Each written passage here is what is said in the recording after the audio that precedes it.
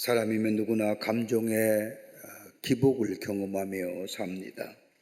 흔히 말하기를 기분 좋을 때와 기분 나쁠 때를 말하는 겁니다. 우리네 감정이 좋을 때는 모든 일에 활기가 넘치고 하는 일에 열정으로 가득 찹니다마는 우리의 감정이 좋지 못할 때에는 만사가 귀찮아지고 삶에 아무런 의욕이 없음을 경험하게 됩니다. 그런데 우리네 감정이란 때로는 상승곡선을 그리기도 하고 때로는 하강곡선을 그리기도 합니다. 그런데 감정의 기복이 있는 사람에게, 특별히 하강의 곡선을 그리는 사람에게 무엇인가 삶의 동기를 부여해주고 상하고 지쳤던 감정이 상승장을 일으켜 삶의 에너지를 가지고 활기차게 삶을 살아가게 하지만, 그렇지 못할 때에는 삶의 무기력함을 갖게 하고 이것이 지속될 때에는 질병으로 발전하게 되는데, 이 질병을 의사 선생님들은 우울증이라고 말합니다. 이러한 감정의 기복은 가난한 사람이나 육체적으로 문제가 있는 사람에게만 일어나는 것이 아닙니다. 역사에 위대한 일을 했던 귀한 사람들에게도 감정의 슬럼프가 있음을 보게 됩니다. 심리학자들에 의하면 감정이 나빠지고 또 슬럼프에 빠지는 몇 가지의 요인이 있다고 합니다. 하나는 다름이 아니라 육체적으로 감정적으로 지치고 고갈되을 때에 인간은 슬럼프에 빠지게 된다는 겁니다. 한 번쯤 여러분 다 경험하신 줄 압니다. 육체적으로 피곤하면 감정이 가라앉고 아무런 의욕이 없음을 한 번쯤은 다 경험하신 줄 압니다. 육체적으로 감정적으로 피곤할 때에 우리의 감정은 슬럼프에 빠지게 됩니다. 또 하나의 요인이 있다고 한다면 생존의 위협을 느낄 때입니다. 삶의 안전성이 위협당할 때 인간은 감정의 슬럼프를 느끼게 됩니다. 인간의 많은 욕구 가운데 가장 기본적인 욕구가 있다고 한다면 안전에 대한 욕구입니다. 이런 안전이 우리에게 위협받을 때에 사람의 감정은 불안하고 이 불안이 심화될 때에 침체에 빠지게 됩니다. 또 하나의 이유가 있다고 한다면 두려움이나 분노나 죄책감이 있을 때에 인간의 감정은 침체되게 되고 무능하게 된다는 겁니다. 마음에 심한 두려움이 있을 때에, 마음의 분노가 가득 차 있을 때에, 죄책감이 우리의 마음을 짓누를 때에, 이럴 때 우리의 감정은 침체에 빠지게 되며 우리의 삶을 무기력하게 만들어 버립니다. 여러분, 우리만 이런 감정의 슬럼프를, 침체를 갖는 것은 아닙니다. 성경의 말씀을 보면 하나님의 위대한 구속의 역사를 일했던 위대한 하나님의 사람들도 감정의 슬럼프와 침체를 겪는 것을 발견하게 됩니다. 그 대표적인 인물이 엘리야입니다. 엘리야는 기원전 9세기경 저 북이스라엘 왕이었던 저 아랍의 복종과 더불어 이스라엘 백성이 하나님을 떠나 이방신을 섬길 때에 하나님의 말씀을 전했던 하나님의 귀한 선지자입니다. 그는 어떠한 일을 했습니까? 성경 말씀을 보면 이스라엘 백성의 죄악으로 인하여 3년 반 동안이나 비가 내리지 않자 하나님께 기도함으로 인하여 이스라엘에 비를 내리게 했던 선지자입니다.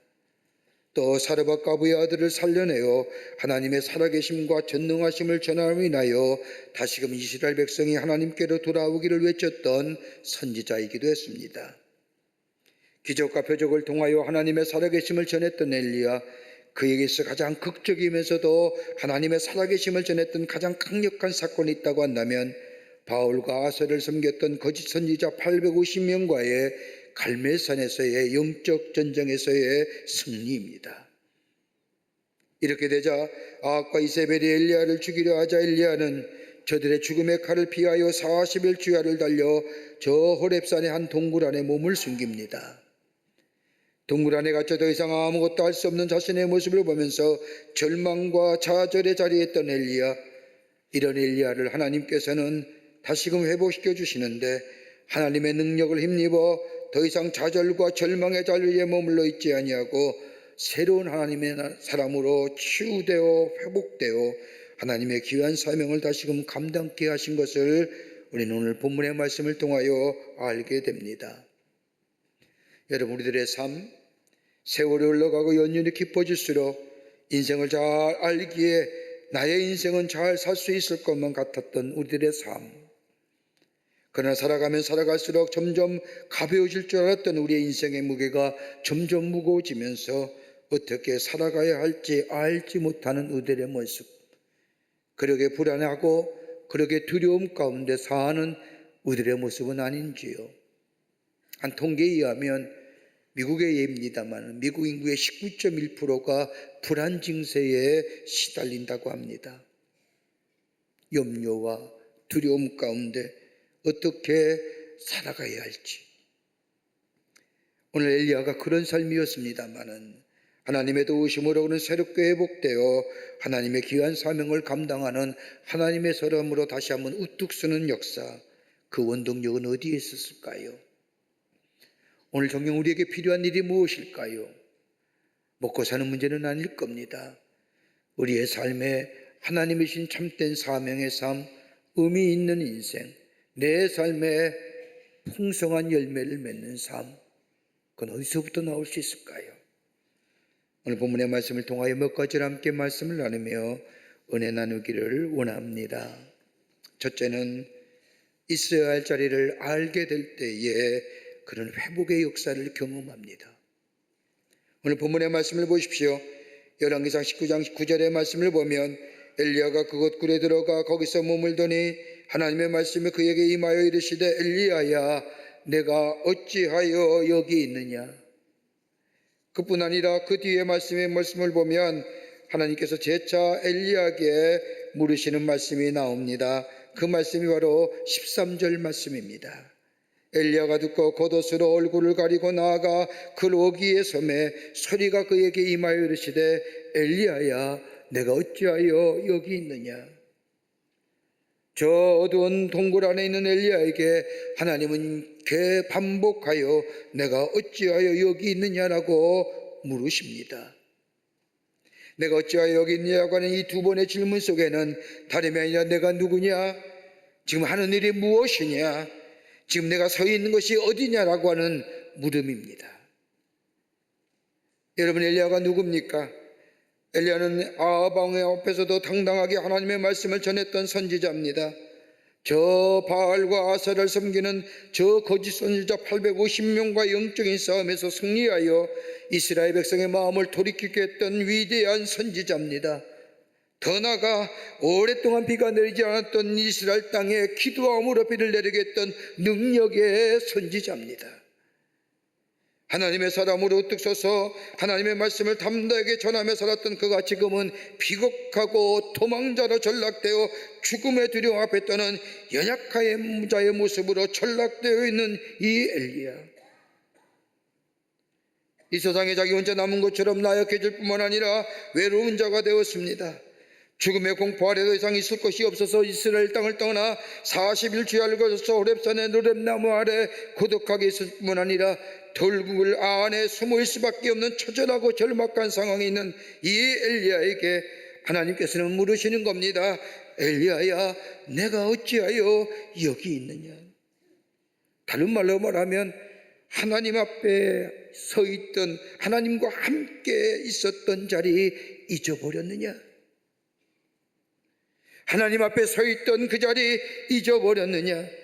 저 좌절과 절망에 인하여 깊은 침체 속에 있을지라도 르렘나무 아래서 나를 죽여달라고 애원할 때에도 하나님께서 그를 어루만져 주실 뿐만 아니라 침체의 긋잎에서 회복시켜 주셔서 호렙산에 갈 때에도 주의 음성에 귀를 기울이게 하시고, 동굴에 있을 때에 큰 지진 가운데 불이 일어나고 천둥과 번개가 칠 때에 하나님의 세미한 음성에 귀 기울여 동굴에서 나와 어귀에서 하나님의 음성을 들을 수 있었던 그때 하나님의 무엇이라고 말씀하셨는지 듣고자 하는 마음으로 하나님 앞에 섰는 이 엘리야에게 하시는 말씀입니다. 내가 어찌하여 여기 있느냐. 물리학자이며 신학자인 최옥석 교수가 쓴 글 가운데 창세기 4장과 5장의 말씀을 비교하면서 족보를 비교하면서 쓴 글이 있습니다. 가인이 아벨을 죽인 후에 하나님을 떠나 그 가인의 자손들이 큰 족속을 이루는데 그 족보가 4장에 나옵니다. 창세기 4장의 말씀을 가만히 읽어보면 그 족보에 가인의 후손들이 몇 년을 살았는지 연수가 나오질 않습니다. 그런데 그 뒤에 나오는 창세기 5장의 말씀을 보면 하나님께서 아벨 대신에 저 아담과 하와에게 셋을 주시는데 셋의 자손들의 이름들이 세세히 나오는데 그 자손의 이름에는 그가 몇 년을 살았는지, 그가 몇 생을 살았는지 기록되어 있습니다.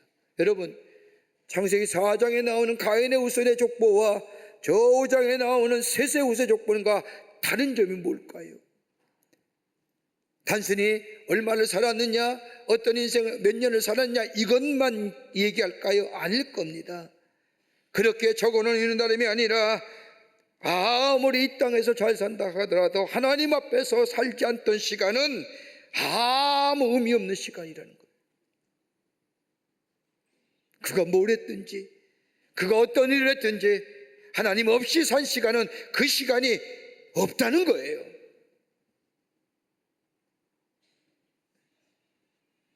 마치 하나님 앞에 살지 못할 때에 우리가 살아가는 것 같지만 그 인생이 죽은 인생 같다는 것을 그 족보 속에서 우리에게 말씀하시는 겁니다.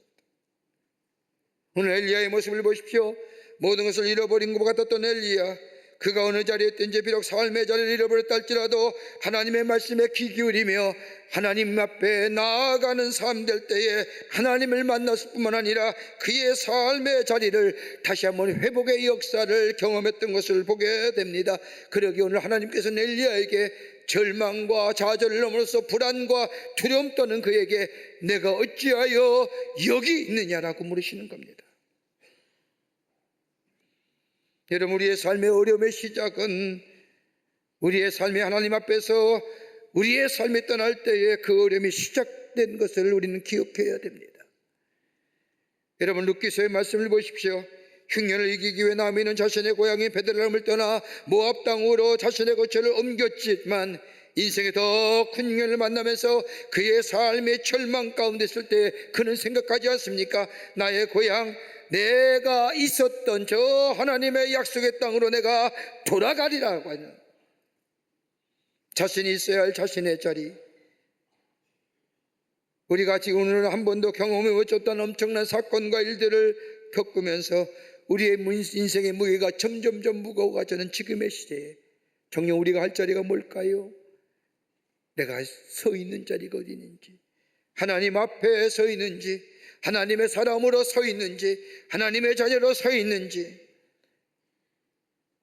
이 어려울 때 교통치는 내 삶 가운데 내가 머물러야 있을 자리는 다름이 아니라 하나님 앞에서 하나님의 말씀에 귀 기울이는 자리가 될 때에 거기에 새로운 회복의 역사가 일어나게 되는 줄 믿습니다. 하나님 앞에 서는 거예요. 두 번째는 보는 관점이 달라져야 합니다. 오늘 열왕기상 19장 14절의 말씀을 보십시오. 그가 대답하되 내가 만군의 하나님 여호와께 열심히 유별하오니 이는 이스라엘 자손이 주의 의언약을 버리고 주의 제단을 헐며 칼로 주의 선지자들을 죽었으오며 오직 나만 남았거늘 그들이 내 생명을 찾아 빼앗으려 하나이다. 여러분, 우리가 읽지 않았지만 앞절의 4절의 말씀을 보면 자기 자신이 광야로 들어가 하룻길쯤 가서 한 노래나무 아래에 앉아서 자기가 죽기를 원하여 이르되 여호와여 넉넉하오니 지금 내 생명을 거두시옵소서. 나는 내 조상들보다 낫지 못하나이다 하고라고 말합니다. 이 열왕기상 19장 14절 말씀과 19장 4절의 말씀을 같이 생각해 보면 이 엘리야가 자기 자신을 어떻게 바라보며 말하는 것을 알 수 있습니다. 자신의 감정의 상태를 여전히 나타나는 말씀입니다. 자기 연민에 빠졌습니다. 자기 자신을 불쌍히 바라보는 자기의 연민에 빠져있는 엘리야의 모습입니다. 엘리야가 바라봤던 자신의 모습은 나는 외롭습니다. 난 혼자입니다. 난 피해자입니다. 나는 더 이상 희망도 소망도 없는 존재입니다. 난 더 이상 이 땅에서 별 볼 일 없는 사람입니다. 여러분, 자신을 침체에 빠지고 자신을 불안하게 만드는 세 가지의 패턴이 있다고 합니다. 다름이 아니라 하나님의 타인의 시선을 지나치게 신경 쓰면 삶의 침체에 빠지는 거예요. 또 하나 있다고 한다면 남들과 비교하여 자신을 비하하는 삶. 여러분 가만히 보십시오. 내가 비교하는 사람이 나보다 나은 사람과 비교하지, 나보다 못한 사람과는 전혀 비교하지 않습니다. 나보다 잘난 사람과 비교하니 내가 못한 것 같지요. 나보다 못한 사람과 비교하면 나 뛰어난 사람입니다. 그러기 언제나 다른 사람과 비교하며 사는 사람, 자신을 비하하는 사람. 또 하나 있다고 한다면 부정적인 생각과 비판적인 자기 대화에 빠져버리는 사람. 이거 삶의 침체에 빠지는 패턴입니다. 여러분, 자기 연민의 사람, 자기 자신을 불쌍하게 바라보는 사람들의 공통점은 자신의 처해진 상황을 과장하게 생각하는 겁니다. 비현실적인 기준을 세워서 자기 자신을 괴롭힌다는 겁니다. 여러분, 성경 말씀을 보십시오. 그 어느 누구도 엘리야 보고 열조들보다 못하다, 열조들보다 낫다고 말한 적이 없습니다. 그렇다고 해서 엘리야 보고 열조보다 뛰어난 사람이라고 이야기한 사람도 없습니다. 그런데 엘리야는 뭐예요? 자기 스스로 자기의 기준을 만들어서 자기 자신을 괴롭히는 겁니다. 여러분, 통계에 의하면 전 인류의 사람들이 하루에 셀카를 몇 장 찍은지 아세요? 9,800만 장을 찍습니다. 하루에. 전 세계 사람들이. 이 평균을 내보면 한 사람이 1년에 찍는 셀카의 수가 450장입니다. 여러분 다 카메라 보면 되게 많죠? 근데 이 심리학자가 연구하기를 대부분의 셀카의 좋은 것, 예를 든다면 로맨틱한 사진들, 그걸 찍어서 보관하는 사람은 그의 삶이 로맨틱하지 못하다는 거예요. 음식에 유별나게 많이 찍어 올리는 사람, 그 사람은 유별나게 음식을 못한다는 거예요. 다 그런 게 아니라, 다 그런 게 아니라 꼭 그렇죠? 식당에 가면 음식 나오면 사진 카메라부터 들이대는 분들 계세요. 그 음식 못하는 사람이라는, 다 아니라, 오해하지 마십시오. 그렇다는 거예요. 그러니까 자기 스스로 기준을 정하는 겁니다. 여러분 가만 보세요. 자기를 불쌍하게 보는 감정은 현실을 제대로 파악하지 못하게 만듭니다. 내가 누구인지, 내가 어떤 사람인지. 여러분 엘리야 보세요. 주야를 40일을 걸어서 호렙산에 들어간 것도, 그리고 호렙나무 아래에서 죽기를 청하게 만든 직접적인 원인은 엘리야가 아닙니다. 아합과 이세벨이었습니다. 갈멜산에서 바알과 아세라를 섬기는 거짓 선지자와 영적 대결하여 승리했을 때에 엘리야는 압니다. 아합과 이세벨에게 저 핍박을 받을 것이라고 알고 있습니다. 올 것이라고 알고 있었습니다. 그런데 정작 이세벨로부터 위협이 올 때에 그것을 막연하게 받아들이는 것이 아니라 무섭고 두렵게 받아들인 결과 그 두려움을 인하여 도망칠 수밖에 없었던 거예요. 자신의 문제에 갇혀서 절망하고 있는 엘리야에게 하나님은 관점을 바꿔주시잖아요. 엘리야만 살아남은 것이 아니라 하나님께서 너만 살린 게 아니라 하나님께서는 저 이스라엘 땅에 저 바알과 아세라에 무릎 꿇지 않은 7,000명 남은 자들 있다는 사실을 엘리야에게 깨어들어줘요. 그러면서 뭐예요? 하나님이 보다 중요한 것이 있다고 한다면 하나님께서 엘리야와 함께 하신다는 사실을 보게 하세요. 여러분 출애굽기 3장의 말씀을 보세요. 하나님께서 모세를 부르시는 장면이 나옵니다. 하나님께서는 모세를 당시 세상에서 가장 강력한 군주인 저 바로에게 가서 애굽에서 노예 생활한 이스라엘 백성을 애굽에서 놓아줘 하나님의 약속의 땅에 가게 해달라고 요구하라 하십니다. 이런 하나님의 명령을 들은 모세는 어떤 생각을 했을까요? 그 엄청난 하나님의 귀한 사명에 이 모세는 자기의 처진을 생각합니다. 오랜 세월 동안 장인 이들의 양떼를 지키는 목자리라다가 하나님의 명령을 들은 모세는 걱정이 몰려왔습니다. 하나님의 명령을 따르지 못할 이유가 한두 가지가 아닙니다. 그러기에 출애굽기 3장 11절의 말씀을 보면 내가 누구에게 바로에게 가며 이스라엘 자손을 애굽에서 인도하여 내리까? 이런 모세의 물음에 하나님 뭐라고 말씀하세요? 모세야, 너는 이 일이 너끈히 감당할 수 있어. 너는 이 일하기에 훌륭해. 너는 충분하고도 똑똑해. 사람들이 너를 좋아할 것이야 라고 말씀하지 않으셨어요. 이게 자기계발서와 성경이 말하는 거와 다른 거예요. 하나님은 그렇게 말씀하지 않았어요. 넌 충분해, 너 똑똑해, 너 능력 있어, 너 배웠잖아. 이 말씀하지 아니하시고 출애굽기 3장 12절의 말씀을 보면 이렇게 말씀합니다. 내가 반드시 너와 함께 하리라 하시다. 하나님은 모세로 하여금 눈을 떠 하나님을 바라보게 하신 거예요. 이런 하나님의 말씀에 모세는 다시금 하나님께 묻지 않습니까? 나는 말씀에 듣지 않으니 하나님의 계획에 적절하지 못한다고 말합니다. 그때 하나님은 그에게 이렇게 말씀하지 않습니다. 너는 말 잘해, 너는 말씀에 좋은 사람이야, 넌 논리적이야, 너는 잘할 수 있어, 이렇게 얘기하지 않아요. 대신 하나님은 그의 생각의 틀을 바꿔 놓으십니다. 너는 말 잘해, 잘할 수 있을 거야 라고 말씀하지 아니하시고 출애굽기 4장 11절의 말씀을 보면 내가 너의 입을 지었노라 하시는 거예요.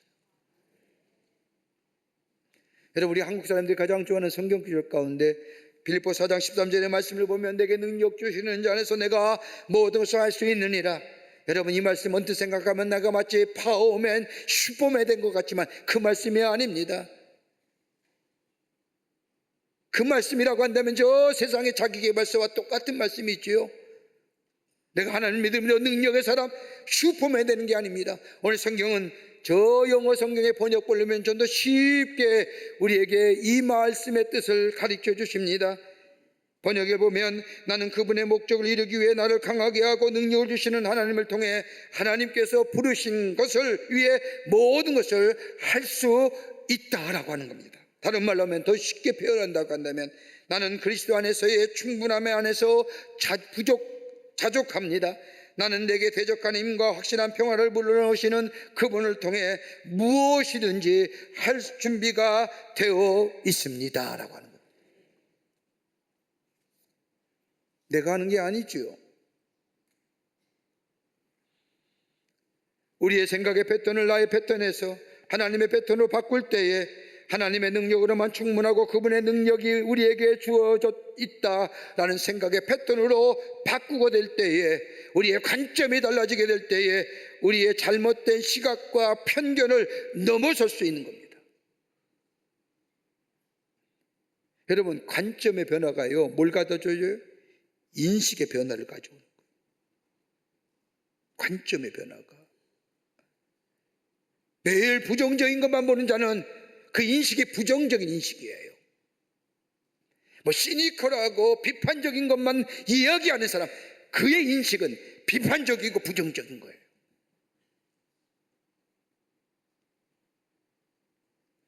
하나님을 인하여 보는 눈이 새롭게 띄어지게 될 때에 하나님의 새로운 계획이 하나님을 통해 새로운 비전이 아브라함에게 주어질 때에 아브라함은 거기서 자기에게 남아있는 땅이 황무지가 아니라 축복의 땅이라는 사실을 깨닫게 되고 관점이 달라지는 삶이 될 때에 그가 다시 회복되어 하나님이 계획하시고 인도하신 길을 걸어가게 할 때 그는 축복의 주상이요 열국의 아비가 되었던 것을 보게 됩니다. 내가 가장 어렵다고 생각할 때 하는 것, 내가 가장 힘들다고 생각할 때, 더 나아가 나의 인생이 황무지 같은 인생이라고 생각하며 나의 좋은 거 다 잃어버렸다고 생각할 때에 그때에 우리가 하나님을 향한 우리의 믿음이 잃어버리지 않는다고 한다면 하나님은 우리에게 찾아오셔서 우리의 눈을 열어주실 뿐만 아니라 우리와 함께 하시고 그리고 하나님이 보여주시는 것은 황무지의 땅이 아니라 하나님의 축복하신 땅이요 적과 꿀이 흐르는 생명의 땅의 역사가 우리 가운데 일어나게 됩니다. 여러분, 가나안 땅을 일명 뭐라고 얘기해요? 적과 꿀이 흐르는 땅이라고 얘기합니다. 적과 꿀이 흐르는 땅이 정말 가나안 땅일까요? 이스라엘 백성이 출애굽 가까이 광야를 지며 40년간 걸어서 도착한 땅, 저 가나안 땅이 정말 적과 꿀이 흐르는 땅일까요? 여러분, 이스라엘의 저 영토를 보십시오. 3분의 1만 비옥한 땅이요 나머지는 광야요 축복한 땅입니다. 그럼에도 불구하고 그 땅을 가리켜 적과 꿀이 흐르는 땅이라고 하는 것은 다름이 아니라 하나님을 향한 믿음을 가지고 하나님을 향한 우리의 눈길이 하나님을 떠나지 않게 될 때에 하나님은 이른 비와 늦은 비를 통하여 그 땅이 축복한 땅이라도 비옥한 땅으로 만들어줄 뿐만 아니라 풍성한 열매를 맺게 해주신다는 것. 그렇기에 그 땅이 비록 사람의 보기에는 척박한 땅이지만, 그러나 하나님을 믿고 하나님을 따라 하나님을 바라보는 인생이 살게 될 때 그 땅은 비옥한 땅이요, 풍성한 열매가 맺어지는 역사가 일어나게 됩니다. 이 믿음 가지고 사는 겁니다. 가장 힘들고 어려울 때에, 가장 어려운 시기간이라고 생각하며 토로하고 원망할 때에 우리가 다시금 하나님 앞에, 우리 앞에 나아가 하나님을 바라보며 하나님께서 그럴 때 우리의 눈을 열어주실 때에 하나님께 하시는 그 하나님을 인하여 축복의 길이 다시금 우리 안에 열려지는 놀라운 역사가 우리 가운데 있게 될 줄 믿습니다. 끝으로 오늘 본문의 말씀에 또한 새로운 사명자의 삶으로 살아가게 하신다는 겁니다. 오늘 본문에 나오는 엘리야의 모습을 보십시오. 갈멜산에서 바알과 아세라를 섬기는 거짓 선지자들과의 영적인 싸움에서 승리했습니다. 혼자서 850명이나 되는 거짓 선지자들 앞에서 전능하신 하나님을 증거하는 위대한 영적 싸움의 승리자가 되었습니다. 그런데 아합과 이세벨의 죽음의 칼을 피하여 두려움 가운데 주의 아이를 40일을 걸어서 호렙산에 들어왔습니다. 그리고 생각합니다. 이제 내가 더 할 일은 더 이상 없다. 죽음이라고 하는 두려움의 공포 앞에 더 이상 할 일이 없다고 생각한 엘리야는 좌절을 넘어서 절망감에 하나님 앞에 죽기를 간구합니다. 더 이상 할 일이 없을 뿐만 아니라 더 이상 할 수 없다고 생각한 엘리야는 인생의 어두운 동굴에 들어간 겁니다. 그때에 엘리야에게 하나님께서 찾아오셔서 말씀합니다. 그 말씀이 15절과 16절의 말씀입니다.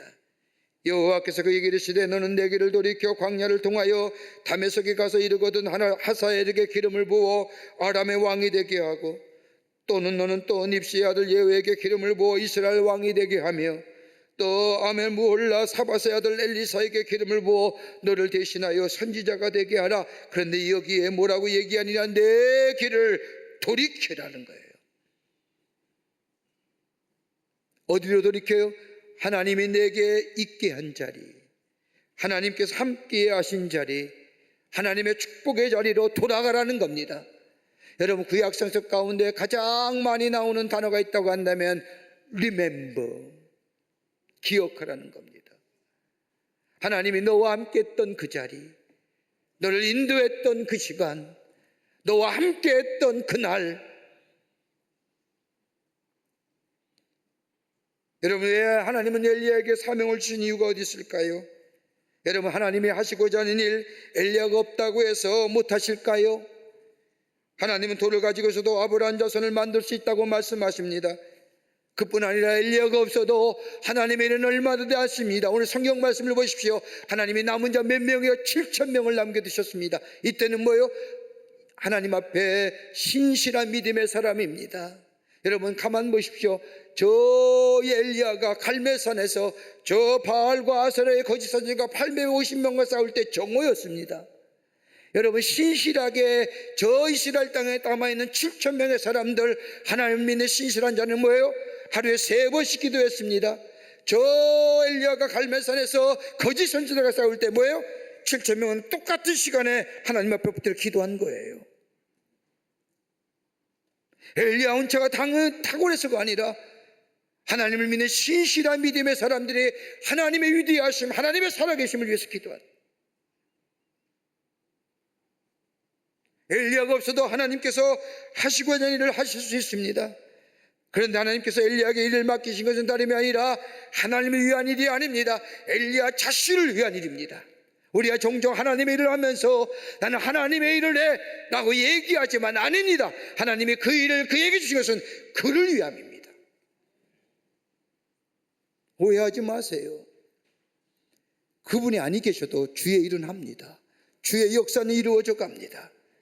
마치 내가 일함으로 하나님의 역사가 이루어진 것이 아니라 그 일은 나를 위해서 하나님이 내게 주신 일입니다.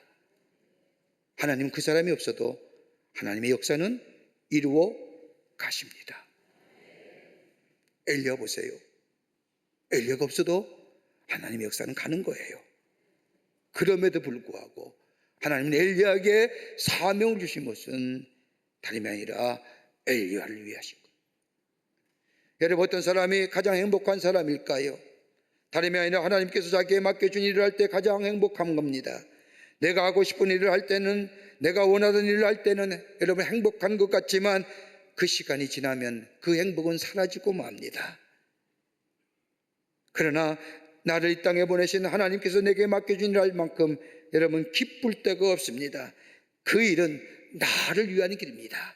내가 어느 일을 하든지, 내가 무슨 일을 하든지, 주의 일을 잘하든지, 주의 복음을 전하든지, 아름다운 찬양을 하든지, 내가 주에서 집에서 일을 하든지, 그건 내게 주신 사명입니다. 그 일을 감당하는 것, 하나님 내게 주신 일입니다. 나를 위한 일입니다. 우리는 또 하나님의 일이라고 이야기하는데 아니에요. 나를 살리기 위해서. 여러분, 우리가 좌절할 때가 어느 때예요? 우리가 쉽게 넘어지며 주저앉을 때가 어느 때입니까? 삶의 목표를 잃어버려 우리의 인생이 어디로 가야 할지 모를 때에, 그래서 내가 할 일이 없다고 생각할 때 우리는 절망하며 주저앉지 않습니까? 아니면 내가 해야 할 일인데 그 일이 너무나 버거워서 내가 감당할 수 없다고 생각할 때 우리는 좌절하고 절망하잖아요.